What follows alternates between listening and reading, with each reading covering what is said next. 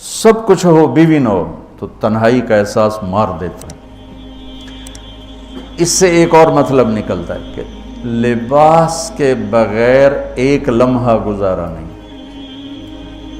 سارا دن پانی نہیں پیتے ہیں نا، اب میں بیان میں پانی پی رہا ہوں، لیکن 16 گھنٹے تو گزارے ہیں نا، پانی نہیں پیا، کھانا نہیں کھایا، 16 سیکنڈ لباس کے بغیر گزار سکتے ہیں؟ بولو۔ کوئی بھی کمرے میں نہ ہو، تم تنہا ہو، تم کپڑے اتارو تو تم اپنے آپ کو عجیب فیل کرو گے، تم خود اپنے آپ کو چادر میں چھپانے کی کوشش کرو گے۔ ان لباس ایک ایسی زبردست ضرورت ہے بلا دلیل کہ تم تنہا کمرے میں بھی کپڑے اتارو تو تم اپنے آپ کو عجیب سا محسوس کرتے ہو۔ اس سے پتہ چلا کہ بیوی کے بغیر کوئی زندگی نہیں ہے اور خامد کے بغیر عورت کی کوئی زندگی نہیں ہے۔ یہ ہمارا بدبخت معاشرہ ہندی کہ کسی بچی کو طلاق ہو جائے وہ گل سڑ کے مر جاتی، اس کی شادی نہیں ہوتی۔ کوئی جوان بچی بیوہ ہو جائے وہ سسک کے مر جاتی، اس کی شادی نہیں ہوتی۔ کوئی 40-50 سال کا ہو جائے مرد، اس کی بیوی مر جائے، کوئی اس کو لڑکی دینے کے لیے تیار کوئی نہیں۔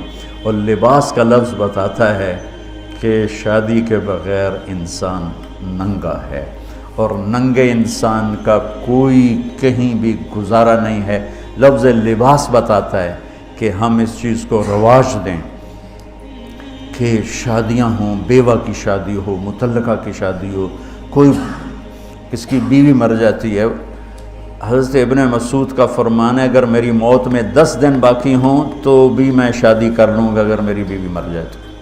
ابو ہریرہ کہتے ہیں اگر میری زندگی میں 7 دن باقی ہوں اور میری بیوی مر جائے تو میں 1 ہفتہ بھی شادی کے بغیر نہیں رہوں گا، میں شادی کر لوں گا۔ تو ہم ایک ہندی معاشرے سے متاثر ہیں جہاں بیوہ کی کوئی سنوائی نہیں، مطلقہ کی کوئی سنوائی نہیں، اور کوئی جوان بھی 2-4 بچے ہیں اور بیوی مر جائے تو اس کی کوئی شادی نہیں ہے، وہ سسک کے وہ بلک کے زندگی گزارتے ہیں۔ ہم لوگ اس کو رواج دیں۔ لباس، لفظ لباس بتا رہا ہے کہ جیسے لباس کے بغیر ایک لمحہ آدمی چین سے نہیں بیٹھ سکتا، ایسے ہی اس رشتے کے بغیر زندگی میں کوئی خوبصورتی نہیں، کوئی حسن نہیں۔ میں نے جیسے کہا لباس سب سے قریب ہے، تو اس کے بعد بیوی کا حق سب سے پہلے آ جاتا ہے۔ ماں باپ کی طرف سے زیادتی آئے تو تمہارے ذمے ہے اپنی بیوی کو بچاؤ، اللہ کے واسطے اپنی بیویوں کی حفاظت کرو۔ ہاں تمہاری بیوی کی طرف سے زیادتی آئے تو اللہ کے واسطے ماں باپ کی حفاظت کرو۔ تو اس کا مطلب یہ نہیں کہ تم ڈنڈا اٹھا لو، اپنے اخلاق ایسے بناؤ، سپرنگ بن جاؤ، سپرنگ جو فریشر سے کو قبول کر کے دب کر کے نیچے چلا جاتا ہے۔ نیچے جانے میں جڑ جانے کا نظام چھپا ہوا ہے کہ جھک جاؤ، ماں باپ ناراض ہو ان کے پاؤں پکڑ لو، بیوی ناراض ہو اس کے پاؤں پکڑ لو۔ ذلت میں عزت چھپی ہوئی ہے، ساری زندگی کا تجربہ بتا رہا ہوں۔ ذلت اللہ کی رضا کے لیے ذلت اٹھانے میں عزت چھپی ہوئی ہے۔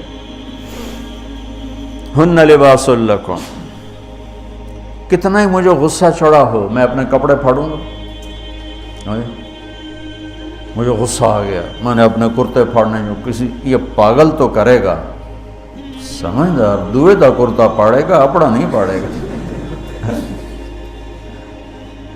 اب مجھے بیوی پہ غصہ چڑھ گیا تو میرا لباس ہے، اس کو تار تار کر دوں، گالیاں دوں، تھپڑ ماروں، تو ایسے جیسے میں اپنے کرتے کو پھاڑ رہا اور اپنے کرتے کو تار تار کر رہا۔ بیوی کو غصہ چڑھے تو وہ اپنے کپڑے پھاڑتی ہے۔ کپڑوں کے لیے کتنے حفاظتی نظام ہیں، الماریاں بنی ہوئی ہیں اور ہینگر بنے ہوئے ہیں، کریز خراب نہ ہو۔ میں جب پڑھتا تھا نا لاہور تو اسکول میں یا کالج کا میں سب سے خوش لباس لڑکا کہلاتا تھا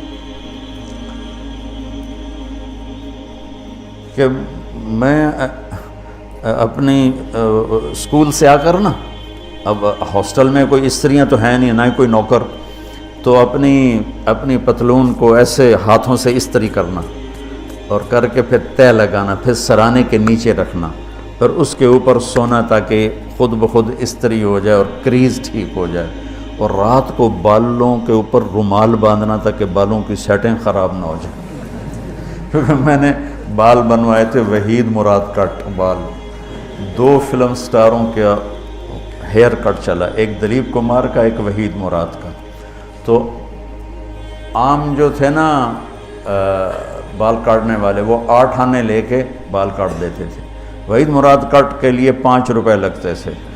5 روپے اس زمانے میں بہت بڑی دولت تھی، جب ڈالر 1 روپے کا تھا.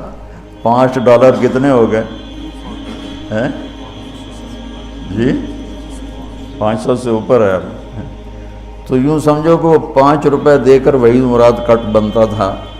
تو پھر میں وہ اوپر رومال باندھتا تھا کہ سوتے ہوئے میرے بالوں کا ہیئر سٹائل خراب نہ ہو جائے. ایک چھوٹا سا بچہ ہے لیکن اپنے لباس کو کیسے حفاظت کر رہا ہے، کریز ٹھیک کر رہا ہے، سرانے کے نیچے رکھ رہا ہے اور اس کو صاف ستھرا رکھ رہا ہے.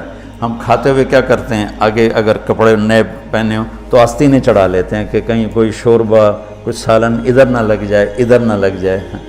میں جب بھی بیٹھتا ہوں تو میری بیوی کہتی ہے آستینیں چڑھاؤ، آستینیں چڑھاؤ، لگ نہ جائے. اور آگے ہم کیا کرتے ہیں، تولیہ رکھتے ہیں، نیپکن رکھتے ہیں، رومال رکھتے ہیں. بڑے بڑے ہوٹلوں میں جاؤ تو پہلے وہ ساتھ رکھا ہوتا ہے کہ کوئی کھانے کا ذرہ گرے، سالن کا کوئی قطرہ گرے تو آپ کے کپڑے خراب نہ ہوں. ہم کیچڑ میں جا رہے ہوں تو ہم اپنے پاؤں گندے کر لیتے ہیں، کپڑے گندے نہیں ہونے دیتے. اپنے شلوار اوپر کر لیتے ہیں، پتلون اوپر کر لیتے ہیں، پاجامہ اوپر کر لیتے ہیں. تو جب کہیں سے کوئی آنے لگے ایسی ناگواریاں تو اپنے اوپر لے لو، بیوی پہ نہ آنے دو. ہم کپڑا بچاتے ہیں یا پاؤں بچاتے ہیں؟ کپڑا بچاتے ہیں. شلوار اوپر ٹانگ لیتے ہیں، کرتے کو یوں سمیٹ لیتے ہیں. تو جتنا کیچڑ ہے حالات کا، واقعات کا، اخلاق کا، وہ کیچڑ اپنے اوپر لے لو، بیوی کو بچا لو.